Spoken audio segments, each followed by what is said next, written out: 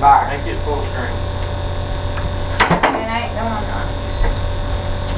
Just look. Nothing good. Just walk in it. Good afternoon and thank you for coming. My name is Dina Browning and I'd like to share some information that I have gathered for you. Have you ever woke up and felt like a zombie? I have. I know plenty of us have. Have you ever, when you do wake up, the first thing you reach for is a cup of coffee, glass of tea, Diet Coke, soda pop?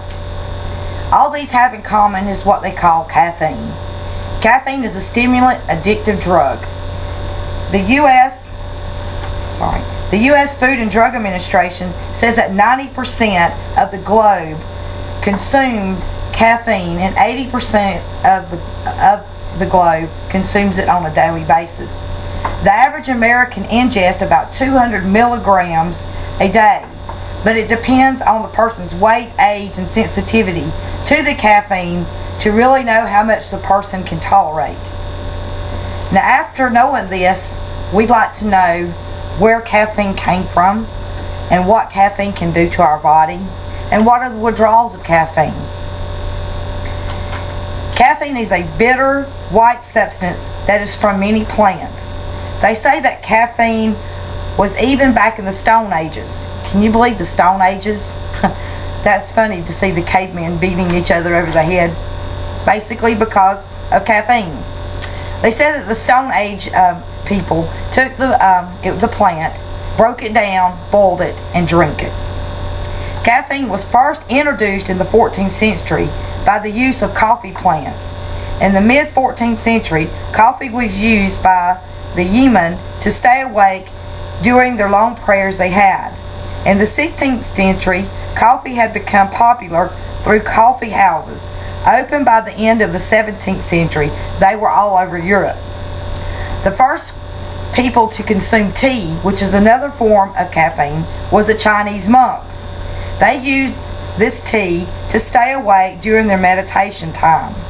The Emperor of China, Su Nung, was the first person to discover tea in the year 2737 BC. Cola, which is also considered, I guess, chocolate, is a nut. Cola is located in West Africa. This nut was chewed by the people. When they chewed it, it stimulated them to where they could work. It gave them a lot more energy.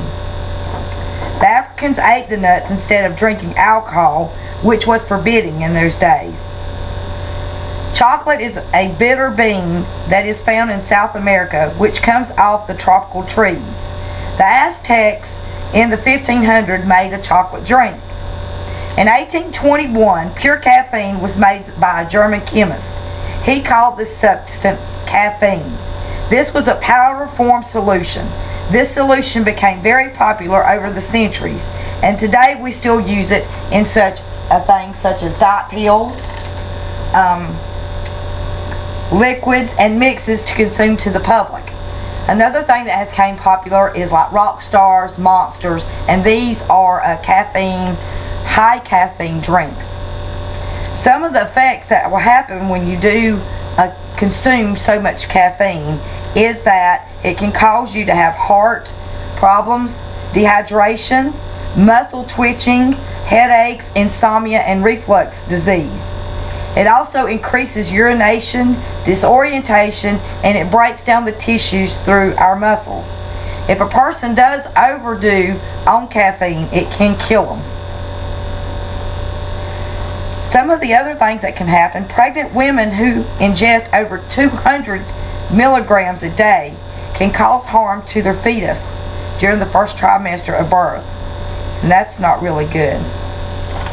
Some of the withdrawals that comes from caffeine is headache, sleepiness, irritability, constipation, muscle pain and stiffness, lack of concentration, flu-like symptoms, and insomnia.